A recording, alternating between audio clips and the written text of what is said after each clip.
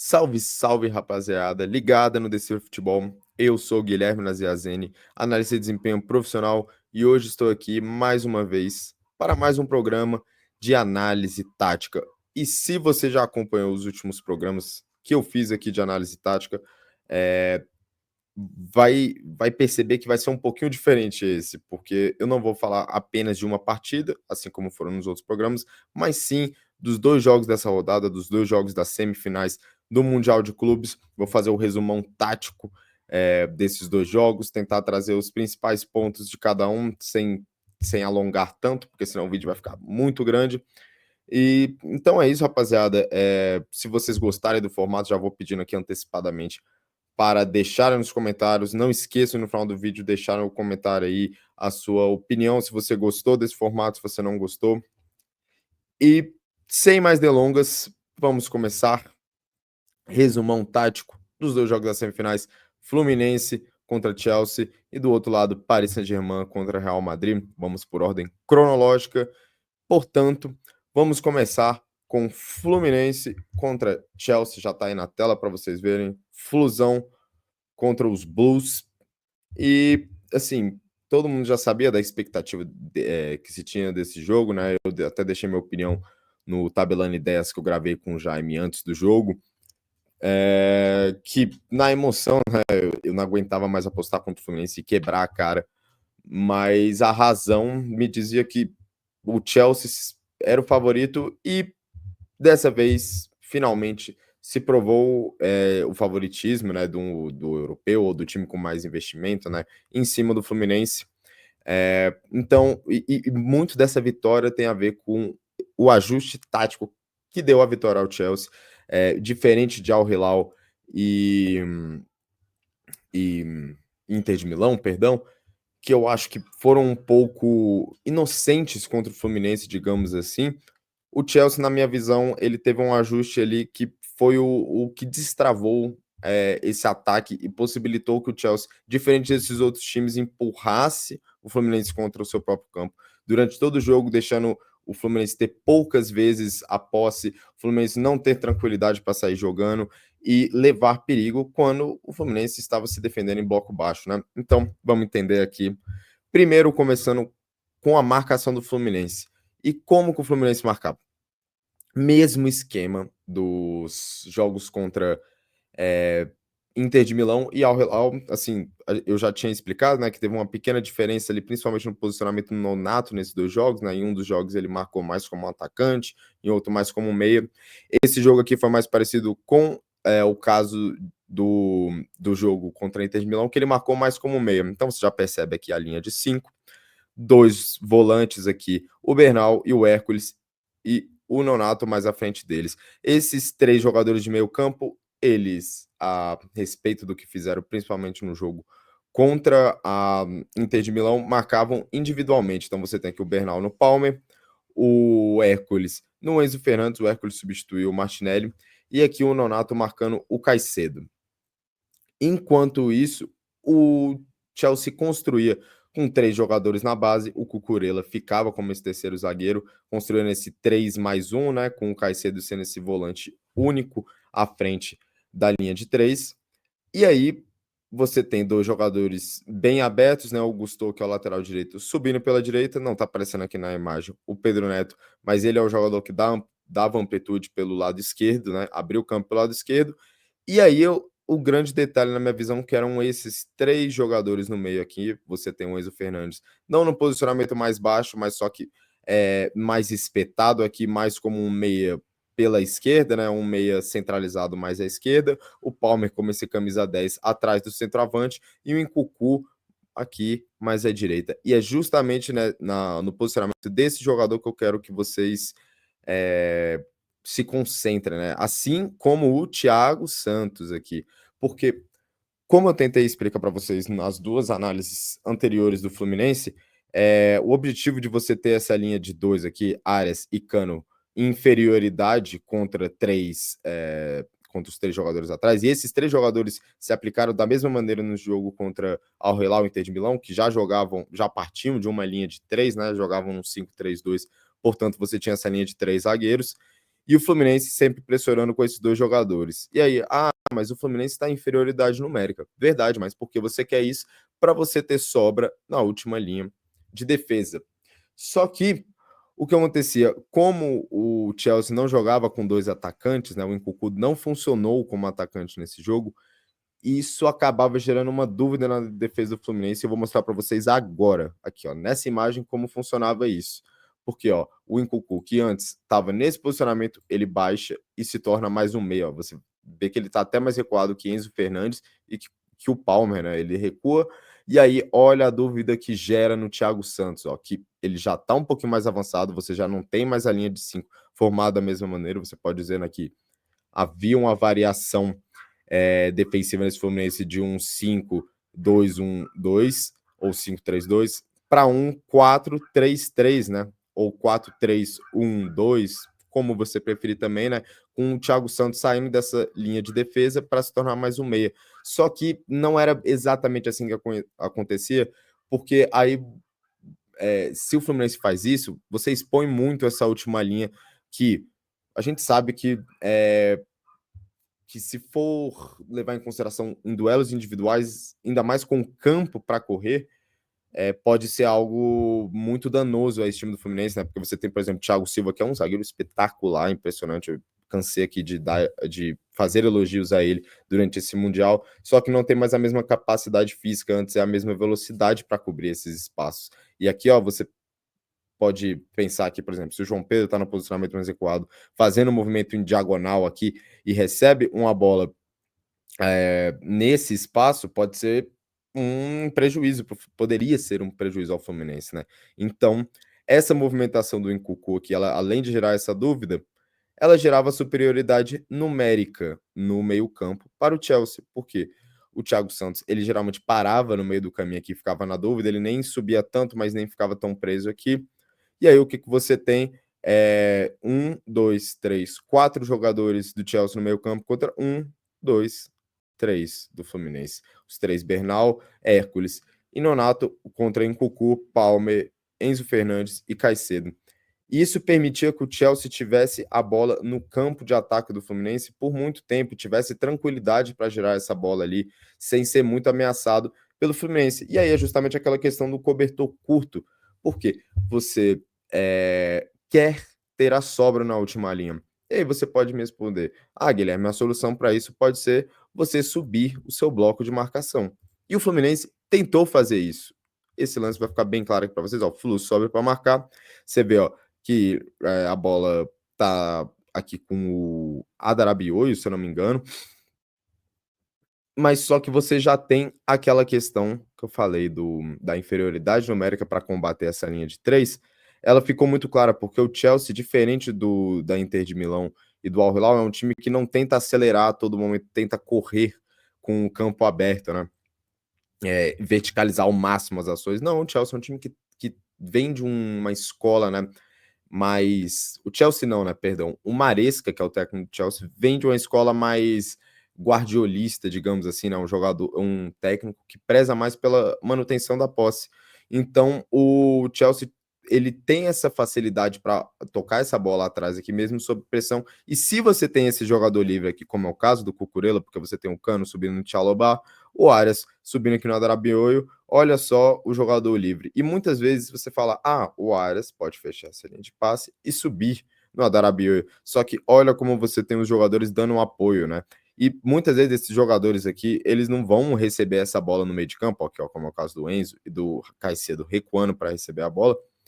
Eles não vão receber e girar, né? Porque é um movimento muito difícil numa zona muito arriscada, né? Então, se você perde a bola aqui, você tem um contra-ataque armado para o seu adversário. E muitas vezes eles desciam para justamente escorar essa bola para o homem livre, o que permitia que, mesmo que sob pressão do Fluminense, quando o Fluminense subia o bloco para marcar, o Chelsea tivesse essa tranquilidade para sair jogando e quebrar essa pressão.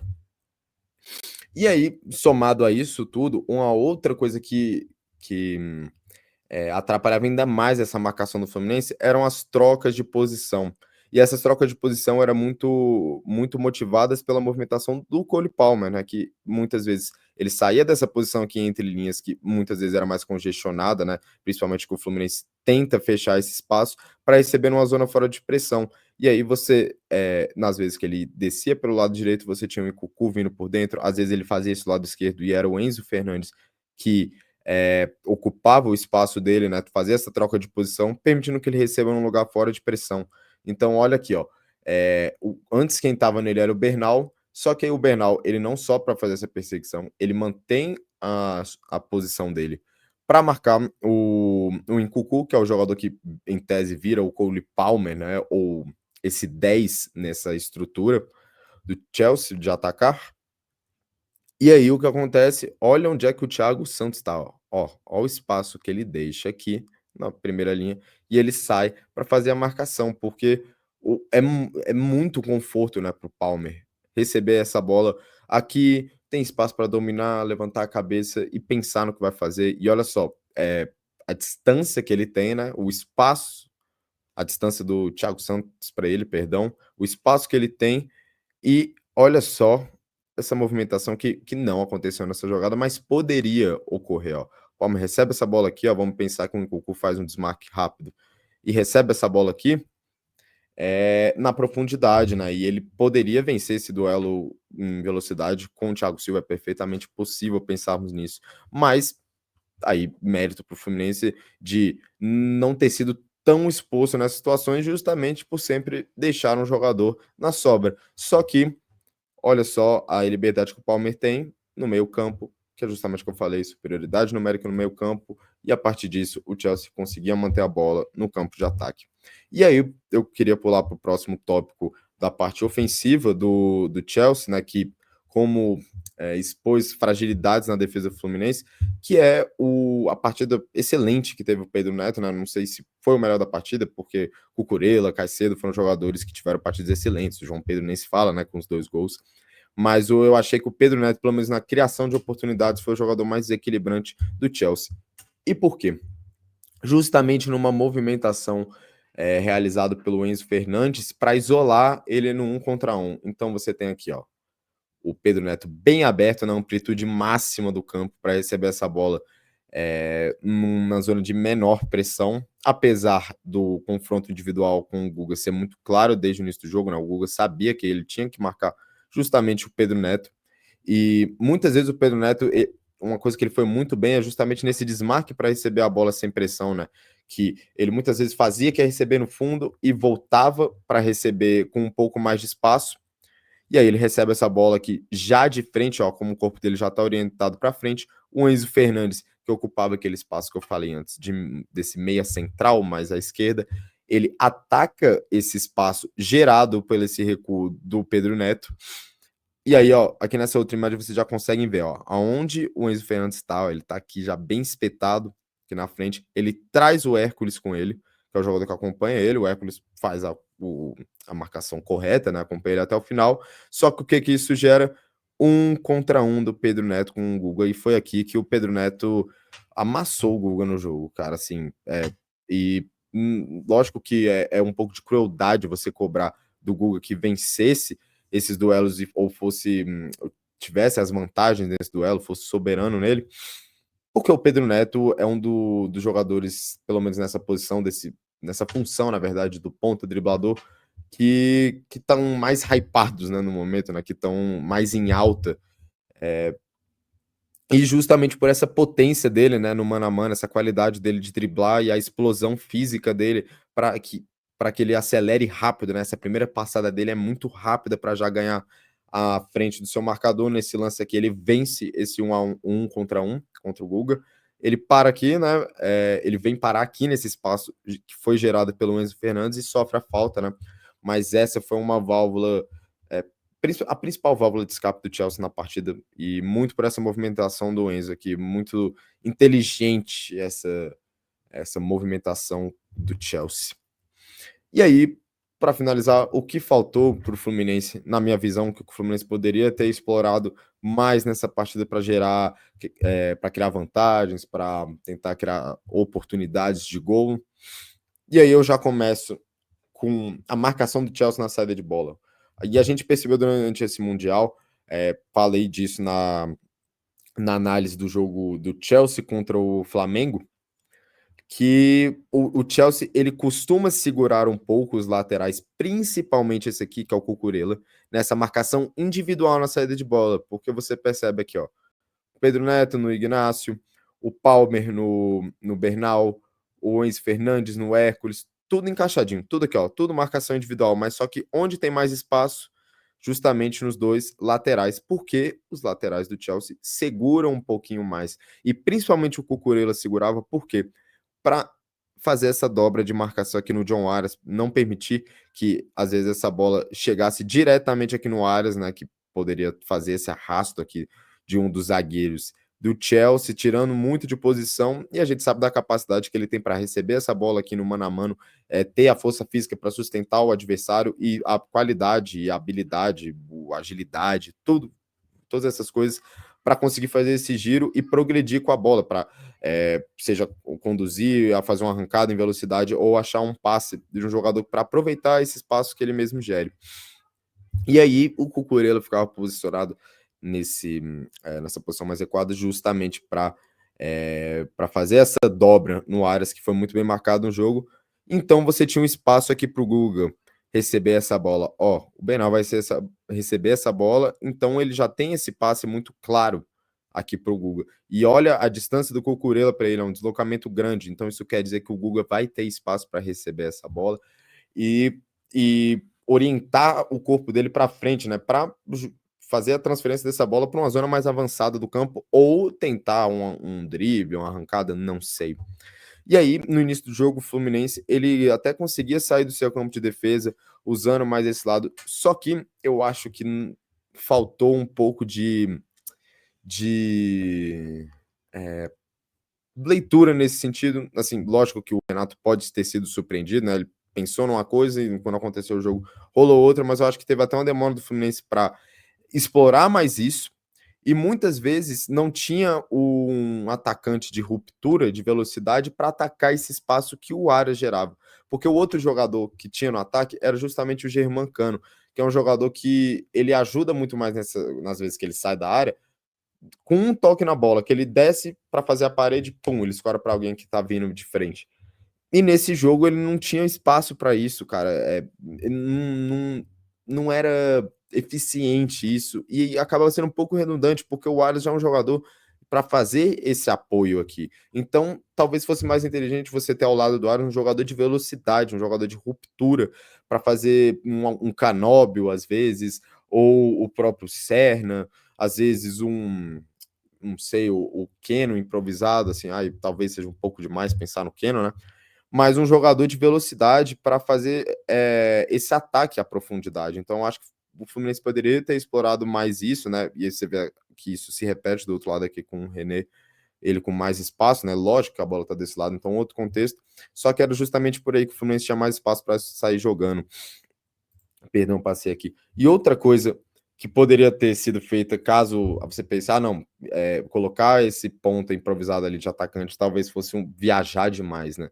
Mas o que você poderia ter feito era colocar o Everaldo, e é lógico que eu sei que o momento do Everaldo não é bom, a confiança dele não tá alta, assim, e o Mundial dele também não é muito bom, só que no jogo contra o Borussia, ele deu uma opção de saída para o Fluminense dessa pressão, que o Fluminense não teve nesse jogo, que era esse atacante mais forte, né, mais parrudo, mais alto, para fazer essa parede, né, receber uma bola longa para ou segurar, né, amortecer para quem vem de frente, fazer uma casquinha para algum jogador se projetando nas costas da defesa.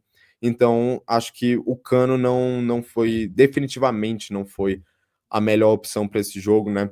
E até o primeiro gol do Chelsea surge justamente de uma bola que o Cano perde quando ele tenta sair da área para fazer parte do jogo, né? E aí, outra coisa e aí eu nem acho que é o que o Fluminense poderia ter feito, mas uma coisa que o Chelsea fez que tirou uma característica muito importante do Fluminense nesses jogos contra a Inter de Milão e Al Hilal, e também o Borussia Dortmund, né? Se a gente quiser ainda aumentar essa amostra do Fluminense, que era justamente essa capacidade de reter a bola no campo de ataque, dando posses mais longas ao time. Isso não necessariamente queria dizer que o Fluminense estava criando chances, mas que o Fluminense estava se defendendo com a bola, mantendo o seu adversário longe do seu próprio campo, do seu gol. Então, o que rolou? O que rolava no jogo, perdão, né? Você tem aqui o Chelsea no bloco baixo, aqui ó, nesse 4-2-4, você pode dizer que também era um 4-4-2, né? Nas vezes que o Nkunku descia mais e o Pedro Neto descia mais, fazendo uma linha de 4 com o Enzo Fernandes e Caicedo no meio de campo. Mas aqui, como a bola está um pouquinho mais recuada, era um 4-2-4. O Fluminense tinha acabado de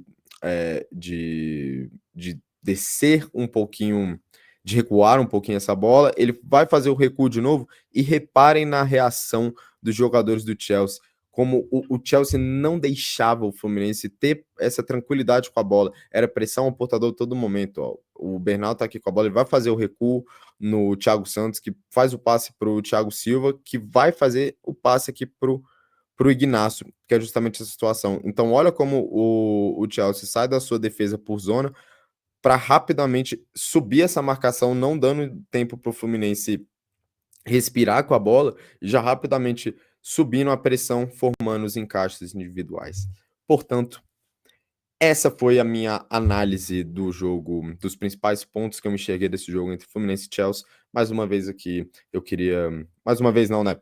Pela primeira vez após a eliminação do Fluminense, eu queria parabenizar, né, o Fluminense por essa campanha incrível que eles tiveram, né? Lógico que não rendeu o título, mas fizeram história, eram com certeza o time mais desacreditado dos brasileiros e talvez aquele que mais levou a sério no sentido, levou a competição a sério no sentido de entender qual era o seu nível, mas e ao mesmo tempo entender o nível do seu adversário para a partir disso você entender o que você tinha que fazer para vencer o jogo, abrir mão de ego, de vaidade, todos os jogadores fizeram isso, todo mundo correu, marcou, se dedicou.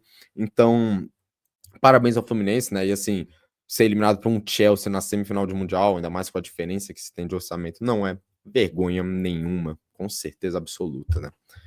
Então vamos seguir aqui para o próximo jogo, que foi Real Madrid e PSG, o esculacho, o massacre do PSG em cima do Real Madrid, cara.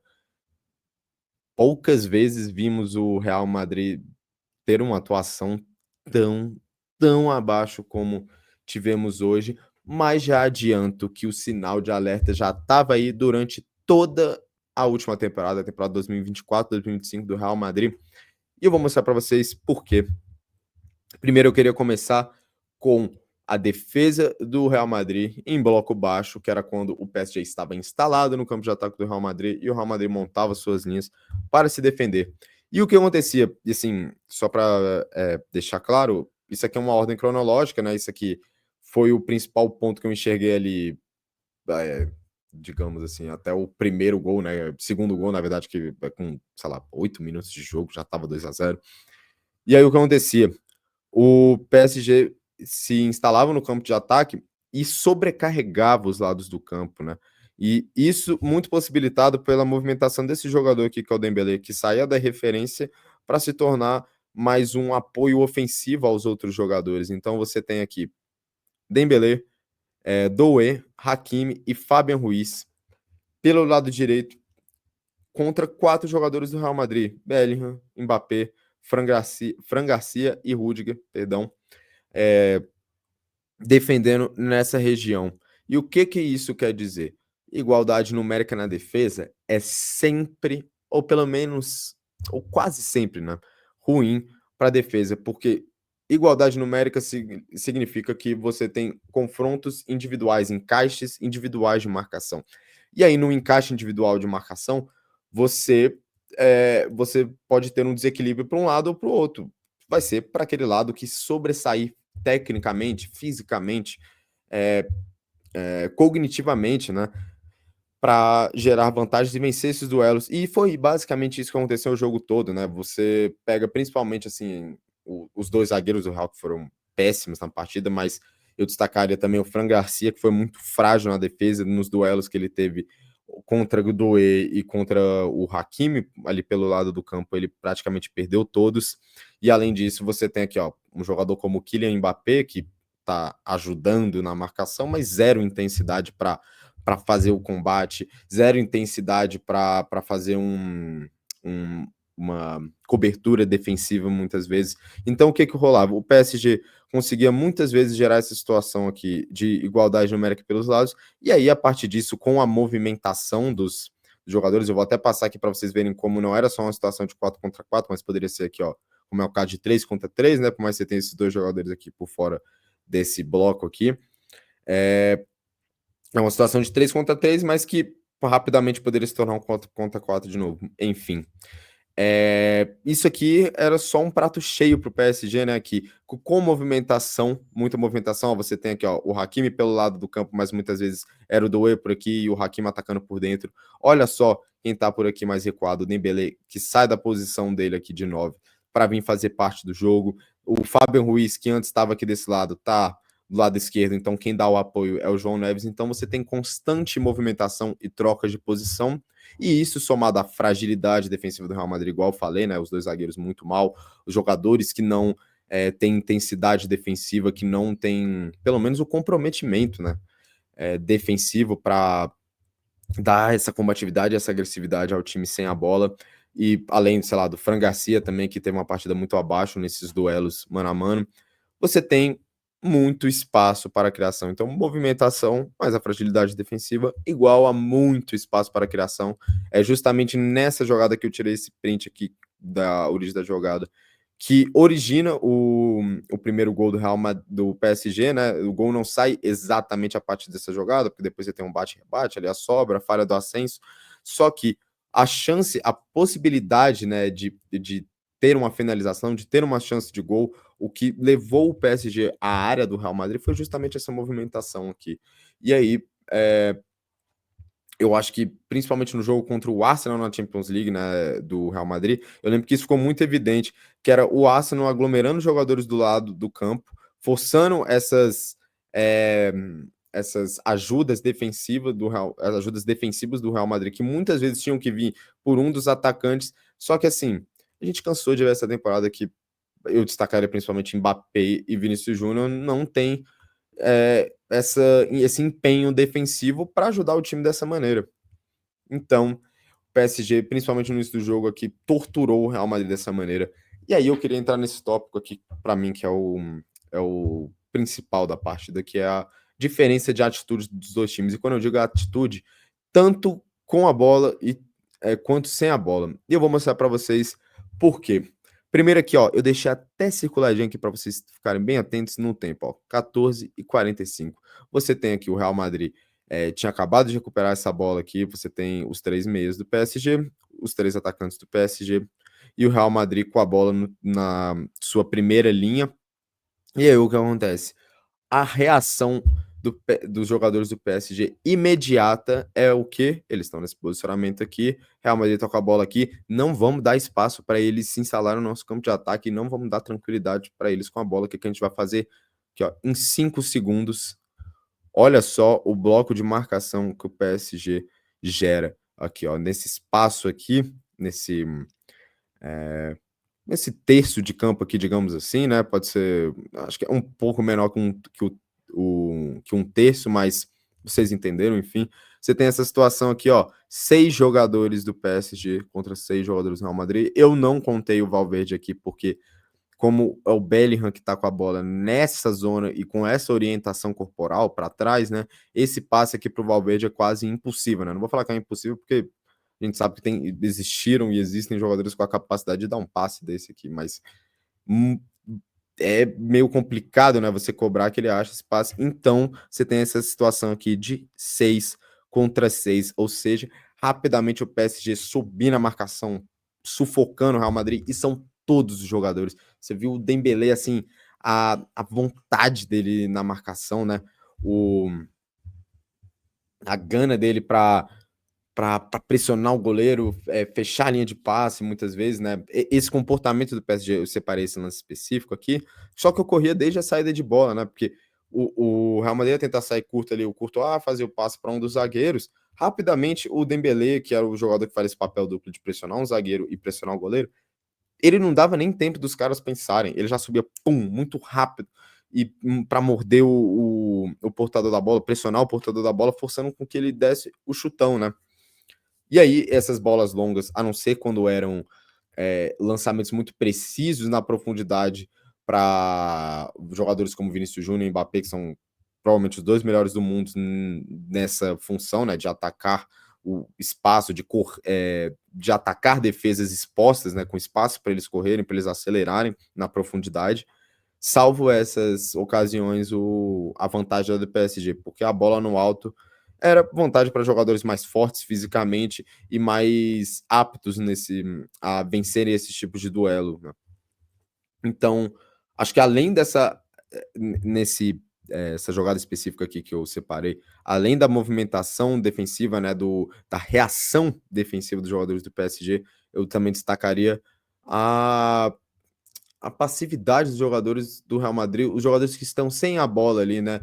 Você não vê aqui, ó, muita movimentação aqui, ó, desses jogadores para virem receber uma bola aqui entre linhas, ou uma troca de posição aqui, ó, o Gonçalo Garcia às vezes trocando de posição com o Vini ou com o Mbappé para tentar confundir essa referência de marcação do PSG. Então, assim, um ataque estático contra uma defesa muito agressiva, você basicamente não tinha tranquilidade com a bola. E enquanto isso, o, o Real Madrid sem a bola é muito passivo, é só muito passivo.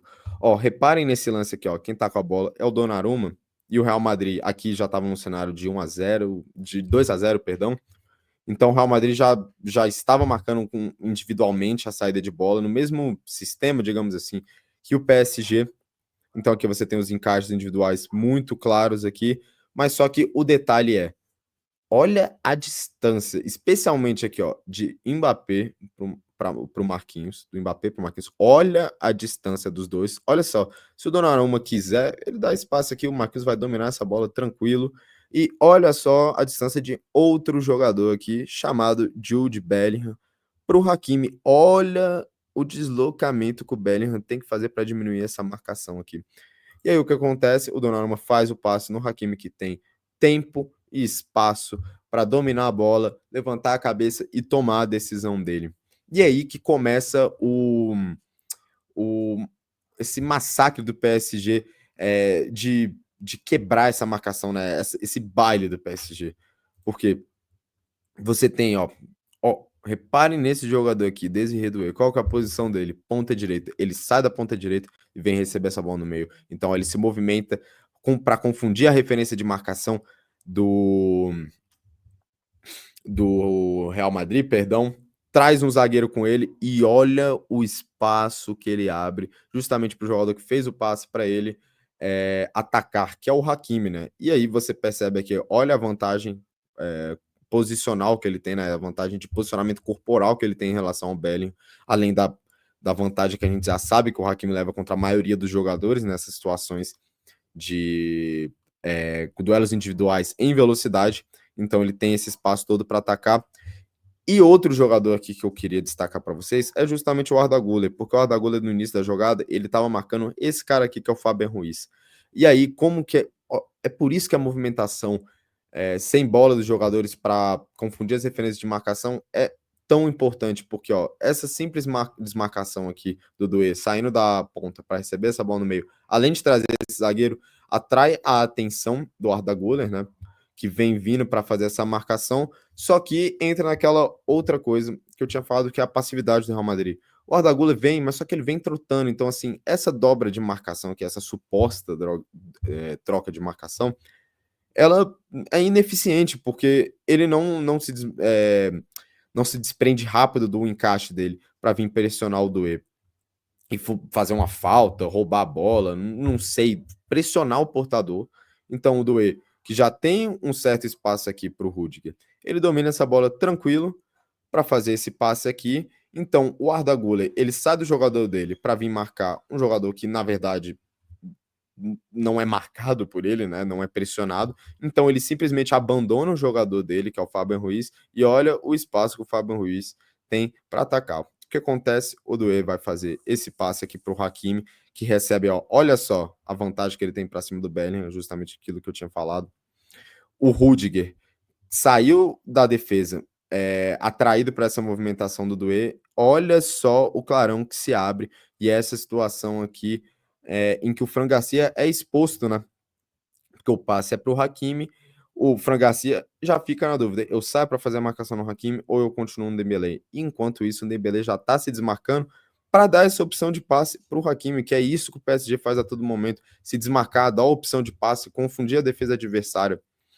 E aí, voltando naquilo que eu tinha falado desse jogador aqui, chamado Arda Güler, que abandonou o jogador que ele fazia a marcação, que era o Fabian Ruiz. O que acontece aqui? Olha só a tragédia anunciada aqui em cima. Fabian Ruiz e Kvaratskhelia contra apenas Raul Asensio, jogador que está fazendo um Mundial muito, muito, muito abaixo. Então, basicamente uma tragédia anunciada, né? E aí, ó, faz o passe aqui pro Hakimi, na sequência da jogada ele vai fazer o passe pro Dembélé e a ordem é clara, toca e se movimenta. O Hakimi, ó, eu vou até voltar para a gente acompanhar a movimentação do Hakimi, ó. Olha onde é que ele tá aqui no início da jogada. Aqui, recebeu bem recuado, ele vai fazer esse passe. Olha, movimenta. Olha onde é que ele já tá. Vai fazer outro passe aqui. Pum, movimentou de novo, cara. Então, assim, é a ordem. Tipo, são jogadores que em nenhum momento eles dão tranquilidade para o adversário. O Hakimi não vai dar um passe, ficar parado ali, guardando posição, facilitando a marcação do adversário. Não, ele dá o passe e já se movimenta. E aí, essa sequência de movimentações gera, no final das contas, esse espaço aqui absurdo nas costas da defesa. Na verdade, esse espaço é gerado pela altura do bloco de marcação do Real Madrid, só que as movimentações que o PSG faz quebram totalmente essa defesa do Real Madrid, essa marcação individual do Real Madrid, perdão. E aí você tem essa situação aqui de 4 contra 2 e um espaço gigantesco para ser atacado. O que acontece? Passe no Hakimi, o Hakimi faz o passe no Fabian Ruiz e sai o terceiro gol do PSG. Então, assim, cara, a, a diferença de atitude dos dois times, para mim, foi o mais gritante, né? E é justamente por isso que o PSG hoje é o melhor time do mundo, na minha opinião, pelo menos, o atual campeão da Champions aí, um dos melhores times que eu já vi jogar, né? Esse PSG já entra nessa categoria para mim. E o Real Madrid é uma sombra daquilo que foi o Real Madrid em anos recentes, né, cara? E aí é uma crítica muito dura que eu tenho ao a essa contratação do Mbappé, porque assim, na minha opinião, o Mbappé é o melhor jogador do mundo. Só que ele não simplesmente não faz sentido desse time do Real Madrid, porque ele, sem bola, ele é um a menos, cara. A realidade é essa. E pelo menos com esse comportamento que ele mostrou até então na sua carreira, né? Não que isso torne ele um jogador ruim, mas torna um jogador que, para essa função de marcar, de se doar defensivamente, um jogador ruim. E o Real Madrid já tinha esse jogador, que era o Vinícius Júnior.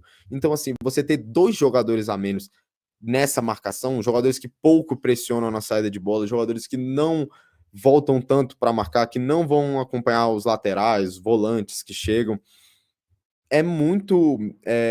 É inviável no futebol de hoje em dia, cara. Você não tem como ter dois jogadores a menos. E você soma isso a um Gonçalo Garcia, que já não é o jogador mais intenso do mundo para pressionar, o Arda Güler, muito menos, e ainda mais defendendo numa faixa mais centralizado ali, porque o Real Madrid em bloco baixo defendia um 4-4-2 ali, que às vezes virava um 4-3-3, quando o Vini não descia tanto para apoiar na defesa, você tinha três jogadores no meio ali, ou quatro jogadores. Só que o Arda Güler sempre era um desses caras que ficava mais por dentro, né? Nessa linha de três ele ficava um pouquinho mais fechadinho, mas na linha de quatro ele era esse jogador que fica no meio alinhado com o Tchouaméni. Então é um jogador de pouca compatibilidade, de pouco poder de marcação numa faixa de campo que é impossível no futebol de hoje você ter um jogador pouco combativo.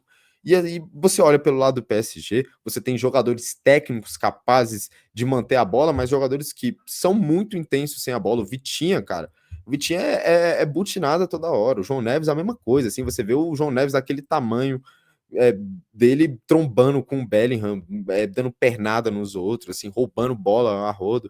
Então é uma diferença muito clara de comportamento. Eu acho que o Xabi Alonso vai ter muito trabalho pela frente para corrigir essa situação do Real Madrid. Assim, eu vi gente falando assim que a saída do Rodrigo pode ajudar nisso, pode sim, mas eu acho que só se você compensa ali com o Valverde na função do Rodrigo para dar mais poder de marcação para o Real Madrid, poupando mais o Vinícius Júnior e o Mbappé, mas mesmo assim eu acho que com o Vini Júnior e com o Mbappé vai ser muito difícil do Xabi Alonso transformar esse time num time intenso defensivamente. Aí, lógico que você pode tentar, como é que eu posso dizer? Tentar cobrir isso de outras maneiras, né? Tentar maquiar isso, né? Às vezes com um time de mais posse de bola, que se defenda mais com a bola, que seja às vezes até um pouquinho mais pragmático, mas isso é discussão para outro programa, para outro vídeo. E essa foi a minha análise tática dessa rodada, o resumão tático da rodada. Então, rapaziada, se vocês gostaram desse formato aqui, que eu tento resumir um pouco os jogos, né? Por mais que já tenham 40 minutos de vídeo, eu tentei resumir ao máximo, né? A análise dos dois jogos. Tentei deixar mais ou menos 20 minutinhos de análise para cada jogo, para não ficar aquela coisa tão longa também, né? E se você só está interessado na análise do jogo do Flu contra o Chelsea, você pode ver só ele, do Real contra o PSG, você pode ver só essa parte. Então, deixa nos comentários se vocês gostaram, deixa o like de vocês se vocês gostaram. Se vocês não gostaram também, pode deixar o dislike, o que importa é você estar interagindo. Compartilha esse vídeo aí nos grupos de resenha, no grupo do futebol, espalhe a palavra, o projeto tá bem legal, rapaziada, então apoiem, por favor, se inscrevam no canal, sininho da notificação, porque tá chegando muita coisa legal aí. Tá praticamente finalizada a página do Decifra Futebol, tanto no Instagram como no TikTok.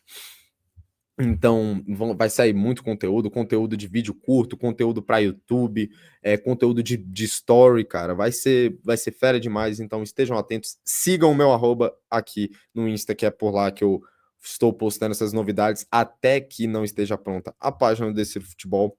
Vou deixar o Instagram do Jaime também, que está sempre postando lá na descrição do vídeo. Então foi isso, rapaziada. Um abraço para vocês e tamo junto.